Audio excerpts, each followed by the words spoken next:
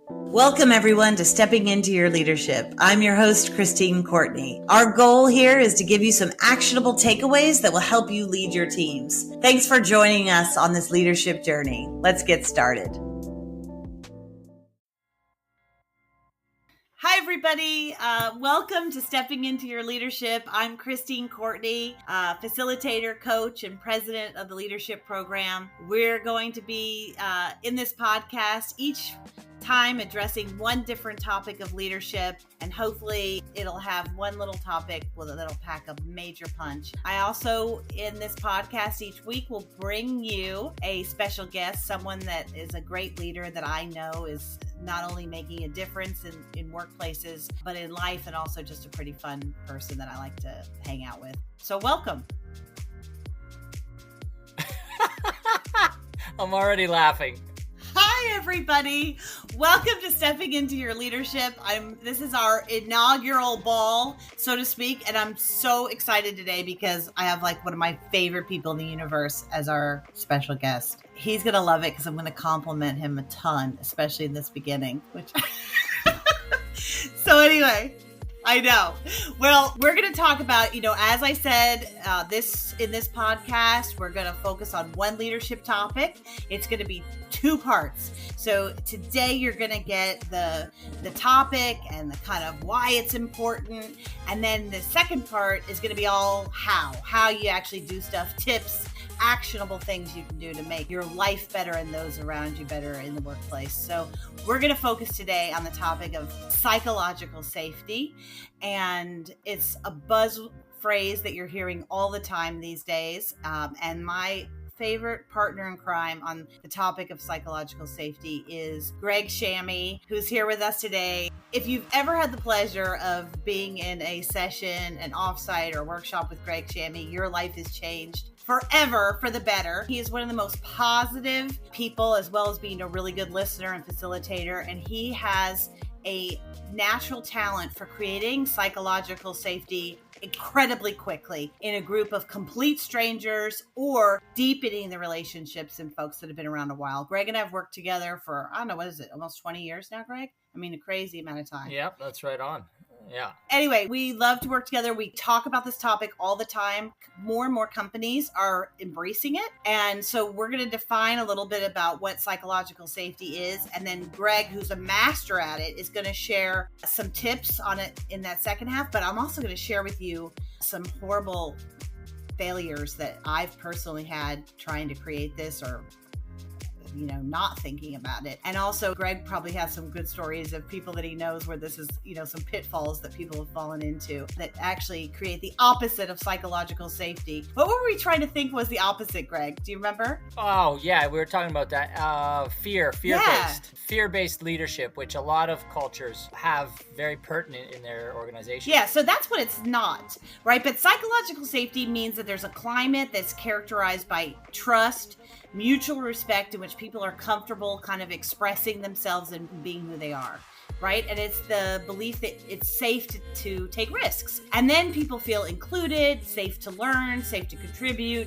safe to challenge things, and they don't feel like they're going to be marginalized or embarrassed or punished in any way. And obviously, if you have a workplace now that is psychologically safe, we see huge differences in how those companies perform and in how the performance of people that are in teams that are psychologically safe. So before we go, I just want to tell you where it comes from, because some people think that this was created by Google, right? Because Google talks about it a lot in Project Aristotle, but mainly this psychologist, William Kahn, coined it in the 90s. And then other people like Amy Edmondson out of Harvard, who I love, and Warren Bennis and so forth, helped make the correlation between this kind of psychological, obviously, term and workplace performance. And so it also, people who know Maslow's hierarchy of needs, it goes back to that too. So that's a little bit about the history. Obviously, it became famous, Greg, by Project Aristotle, right? Which is Google, put a tremendous amount of effort into saying what makes the most successful team in 2012. And no matter how they looked at what was their best and most highly functioning teams, the number one difference,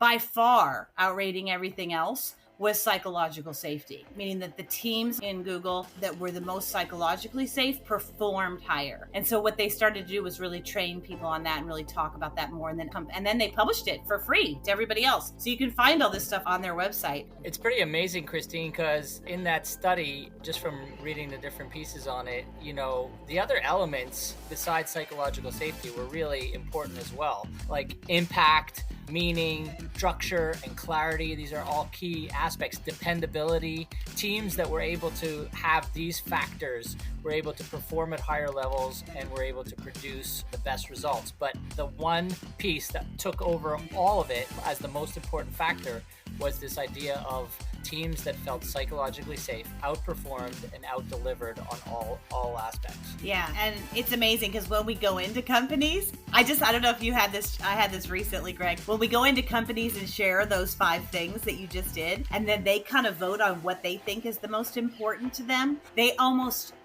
never, they rarely ever pick psychological safety. They love the idea of structure and clarity being important, or dependability being important. Sometimes you'll get some young people that will say meaning or impact, but rarely do people say psychological safety. And it outperformed all 5 total, all the other 4 total. It was more important. And then they kind of perk up because it definitely is a competitive advantage to get good at this. And that's why I brought Greg in, because he is your competitive advantage. If you can learn some things from him and trust that this makes a difference, you're going to see huge differences in your company culture, in the performance, and honestly, in your bottom line. And what it looks like, we're in companies that are psychologically safe. I have a lot of CEO friends. Greg, when I talk to my friends who are CEOs and stuff, they always say, yeah, but what does psychological safety really look like? What does that look like, Christine? And when we look at the research, it says that team members can feel free to speak up, to ask questions, to debate vigorously, and kind of commit themselves to constant learning and improvement. So you can imagine when you say those 4 things, that's going to be a different workplace than where people are afraid to say anything or debate you, or just are yes men or yes women, right? The other aspect that comes up too is, I keep thinking about leaders that are able to create psychologically safe environments for their teams to perform and produce, right? And all those elements are absolutely key. But when you look at the different managers, directors, whatever role it is, leading a team, you're looking to see what are they actually doing that's helping their team members feel those elements, that they can discuss ideas, that they're free to experiment, that they can take risks, right? That's absolutely key. That they can give and receive feedback effectively. Huge. And the one that's most important to me is being able to make mistakes, to learn from the mistakes that are made, that when the ball drops, it's about how I respond versus about, taking in, oh, I failed, I'm just gonna, shut down right now and not continue forward. It's about how I respond to those mistakes, learn from them, and pick the ball up. Yeah, so true. When you say that, I can think back to when I've totally messed this up, right? And the hard part is that, I run a company. When you're in power, sometimes you forget that it's hard to challenge things, right? Because I feel comfortable challenging people on things, but I forget that because of the power dynamics, other people might not feel that way. And one time, Greg, it's so embarrassing, to even share these things, but this is probably about 15 years ago, maybe even more. In our company, you used to have to walk through that center room. Do you remember this, Greg? We had a center part of the office. It was a long space down in Soho. It was a big, loft. And you would have to walk through the center space to get to the other part of the office. And in the center space, we had some folks coming together to work on a project. They were creating curriculum, something that we had done for some of our school groups. And I used to run that process. And it was for the first time that I was kind of turning it over to somebody else. So I had my own feelings about not being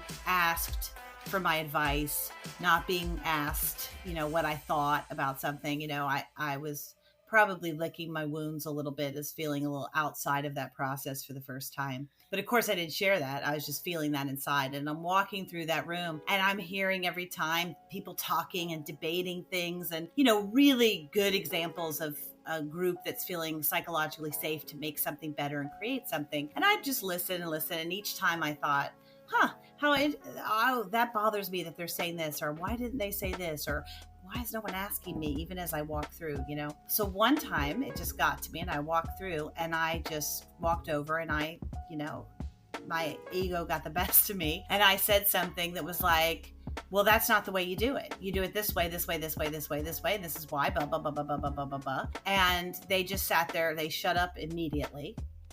And then I didn't know what to do. So I continued walking out of the room, and I was shaking. And of course, a part of me felt like righteous, right? Because righteousness feels good for a minute. But then the other part of me couldn't stop thinking about it, because I probably knew, my wiser self knew I kind of messed up. And so later, every time I walked through the room, guess what happened, Greg? I used to hear, what do you think? They went silent. Completely. So every single time I'd walk through that room, it all shut down, right? So now I knew nothing. And the woman that I had turned this over to originally and said, okay, it's time for me to step back from this process and move up, who I turned this up, came over to me. She said, hey, I just want you to know that a couple people came up to me after you came into our session and, started talking, that they had a real problem with it and thought that it was kind of rude and, shut down the work. And of course, I wanted to fight every ounce of it, but thank God a wiser part of me stepped in and said, just listen, Christine, don't say anything. Probably because I was about to cry, but I didn't want to show that at that point. I was a new leader and I didn't want to seem weak. And I didn't say anything. I didn't even apologize, which I should have done right away. And I just listened, and it was like, still felt that I was somehow right in this. And that took me a long time to process, they'll probably hear this on this podcast. It'll be the first time they know that I felt, bad about it. I'm sorry. Okay. I'm sorry. There it is. Now you have made it public, and it's never too late. But there's so many nuances in that story, and you hit the first one for me, which is acknowledging that I have power in my position that I may not even acknowledge or know of. But like, oh, here comes Christine. Right? That's even just one thing people are saying when the president walks in to, through a room, that's what's going through their head. So that power dynamic needs to be acknowledged. And it's very, very important. With great power comes great responsibility, yes. Right? And the other thing that comes up for me is, I hear this all the time when we do coachings and we're working with folks in different roles, managers, but the seagull manager, or the seagull leader, right, who flies in, takes a bite of the sandwich, and then flies out, and has ruined the whole sandwich by doing that, right? And just because they want to get involved in that one moment, and they ripple effect destroy that whole psychological safety for whatever was happening. I'm never going to let go of that image of me as this like nasty seagull coming down for some, pastrami on rye. That's terrible. Oh, Greg, it's getting worse and worse. I'm going to, sharing it sheds it. Okay. So, name it to tame it. That's me. There you go. Yeah, so true. We're looking for basically, I love Timothy Clark's book, Greg, 4 Stages of Psychological Safety, because he really breaks it down really easily. One is the first stage. Can you guess what it is? I'm putting you on the spot. Yeah, inclusion. Yes! Inclusion. You're so good. Need to be heard. That's why Greg, whenever he's in a room, is like, I want to get the voices in the room. What do you think? He reminds me to include everybody. The second stage, he says, is my favorite, the learner stage, that you feel safe to learn and grow, right? So that you're kind of disconnecting from mistakes or failure. The third is contributor, that you have the autonomy to contribute, create value, right? And then challenger, that you have the permission to challenge the status quo. Sometimes that's a hard one for folks, because sometimes as a leader, I feel like I know I want this. So I know I want this consciously, but subconsciously often I don't, because it's a lot easier just if everyone agrees with me and we can push. In my mind, we're pushing something forward. But this one to me is harder in practice than it is in the others. Like, I realize that sometimes my impatience stops the challenges, or the need for everything to be positive, maybe too positive sometimes, or for people to feel like they're on the same path, or they don't want to seem like they have a bad attitude by disagreeing. I find that one hard. Do you get that feedback? Yeah, that's super hard. We're going to go into it in the next episode, right? About the tips, right? And get specific about it. But for me, that's really the tip about inviting dissent and healthy debate, which I think, yes, is a very difficult thing as whatever position you're in as a leader. But those that do it, again, effectively, they have it on their dashboard. I need to invite dissent because that is going to help us move forward more effectively.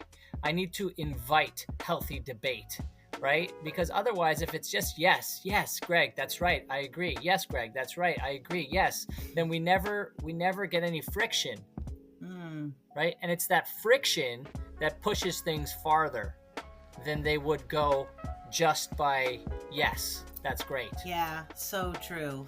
You know, that's always that part that I find really fascinating, is that your job as a leader is to increase that intellectual friction while at the same time decreasing social friction. And that's the art of psychological safety to me, is how do you do both those things? I mean, it's really hard, right? It's a lifelong. I feel like I'm a pretty emotionally intelligent person, but I still mess this up all the time.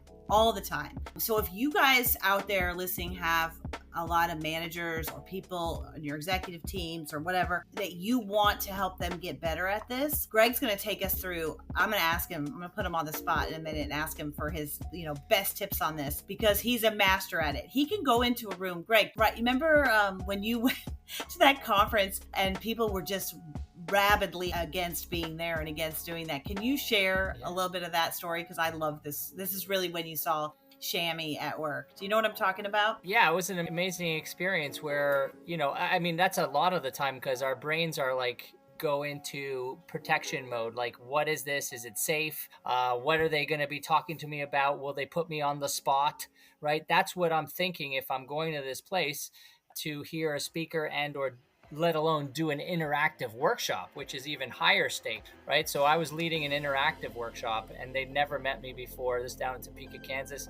And I remember they were giving cards out to their participants, and whatever card they got, they had to sit at a certain table. And I could feel there was like a real negative energy at the beginning. I was setting up and I welcomed everybody. I introduced myself and I started to really build slowly by what you said, Christine, which is, meeting participants where they're at and getting their voices into the space, right? So even if I'm leading my team, that's a very important piece for me to connect with them before I dive into any business and content that I need to cover.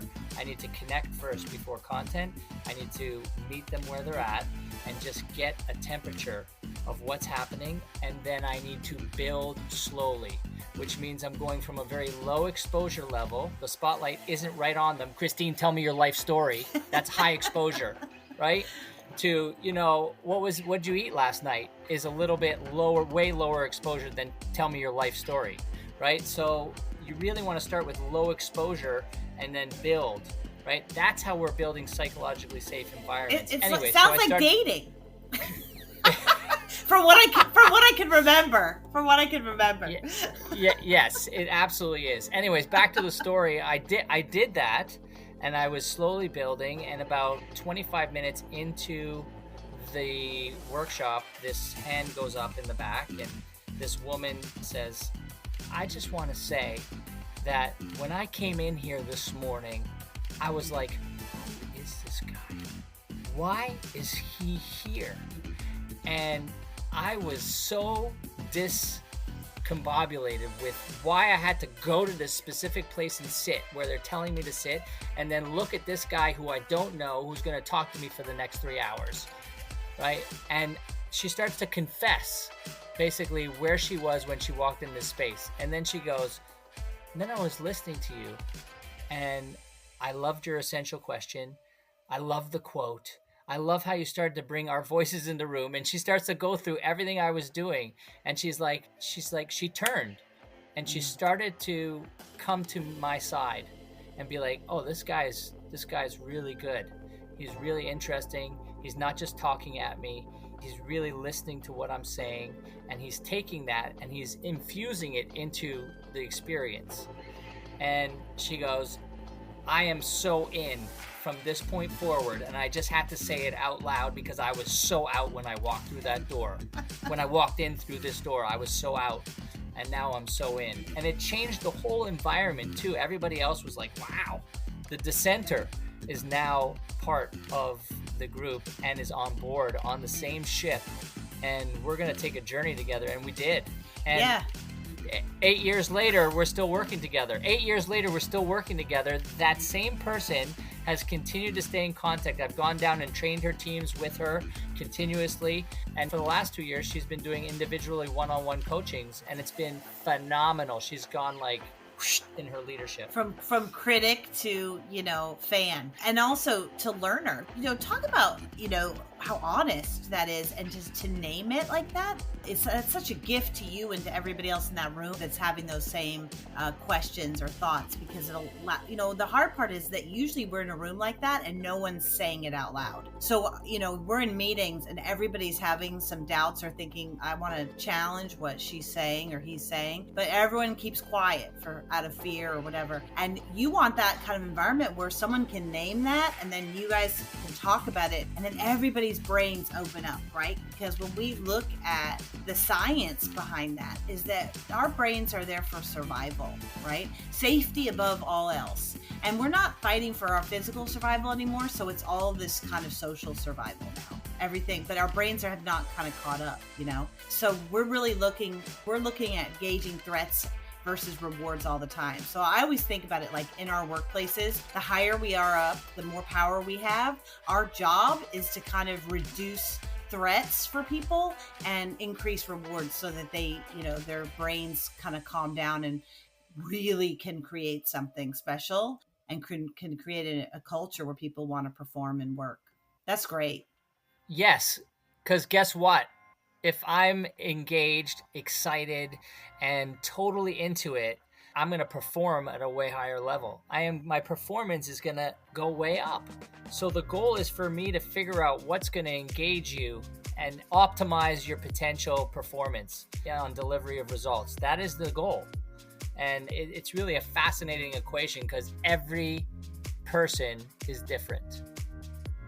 Every person is different. So if you have people leading people and they're not producing and they're continuously being taken down by people problems, that is a very normal thing. And that's what we're continuously working on, is going into these businesses, organizations, and really helping them develop skills to create psychologically safe environments to increase engagement and increase performance. That's the bottom line. Yeah. Greg, I wonder if you noticed that we had a staff meeting, and I had asked people, we were finishing up a project in some places where it was, 5 years long, and people were asked to present on those 5 years. And we got wonderful stuff, right? From a bunch, I don't know, about 10 people or so presenting for a few minutes each, all their successes, all the things that worked, all their learnings, But one thing happened that made me realize how psychologically safe that team is that one guy got up there and he put up on the screen a letter that he got from his client that was basically saying, I want you fired, and taken off this job. And he kept making it bigger and bigger on the screen. And this was his first year. And obviously it's 5 years later and he's, still working for us. But I thought, wow, he must feel really confident to put up there, this really kind of fiery letter between himself and this client who was just fed up with him, and she was cuckoo for Cocoa Puffs. We knew that, but but I thought, wow. I mean, but what happened in the room was so funny, wasn't it, Greg? Because immediately people were engaged. Yeah. We listened to 10 success stories that were quite touching and moving, but no one ever puts up on the stage the letter of someone wanting to fire them. That was absolutely engaging. I mean, I don't know. I've never laughed so hard in my life. I thought, wow, who is this guy? And believe me, I won't forget him. It was a lesson in leading with vulnerability and also the journey of storytelling. So he started with that and then took us through his, journey of successes from that initial dilemma. right? Which was pretty fascinating. And I got to say, very engaging. Yeah. And also just makes me think like, okay, this is someone who's willing to take some risks. And that brain of his is like, that's interesting to work with. That can make for an interesting workplace. So anyway, I think it's time for us to take a break and come back in a minute with some tips. So listen to episode 2 for some quick tips on how to actually make this happen. This is the how. Everyone says, okay, this is great. I'm bought into this topic now because we were so brilliant. And Greg, you were so... No, everyone understands what this topic is by now, and you're probably like, hopefully chomping at the bit to find out what are some really actionable, tangible, easy ways to incorporate this in the workplace. You can also have folks that you work with or that are responsible for teams listen to that one. But before we end this one, Greg, I'm going to put you on the spot. You might have to take a minute to think about it. We love quotes, right? Greg uses great quotes all the time. I'm going to ask you have a good quote somehow around this topic that you can think of? I really am putting him on the spot. A quote like from me or from someone else? Well, it might, if you don't know of someone else's, it might have to be you. But I mean, I already used Uncle Ben's quote from Spider-Man, which is, with great power comes great responsibility. Obviously, Aristotle's quote around, the whole is greater than the sum of its parts, I think is really important quote for me. Look at you throwing down some Greek philosophers right on the spot. You went from Spider-Man to ancient Greece. I love it. I love it. Yeah, that's the beauty of Shamie's brain. Yeah, absolutely. Thank you guys for listening. We're super excited. If you want to join us more, you're always going to hear some of people's worst moments, best moments, and some little bits that you can incorporate to have a better work life and therefore a better life. I want to say one more thing. By the way, Christine she shared, failures in creating psychologically safe places. However, she is a guru at it. And she's been doing it in front of me for many, many, many a year.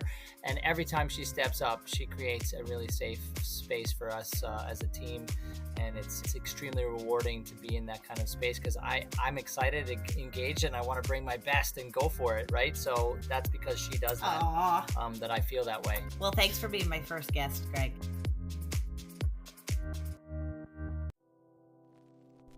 Thanks, everybody, for listening. I'd like to give a special shout out to our podcast producer, Richard Francisco. Check out our notes for any details. And if you get anything out of this, please follow us. And if you enjoy it, please take a moment to rate us or write a comment. It will mean the world to us. We'd love to hear from you. And if you just can't get enough, follow me on TikTok and check out tlpnyc.com/podcast for more information.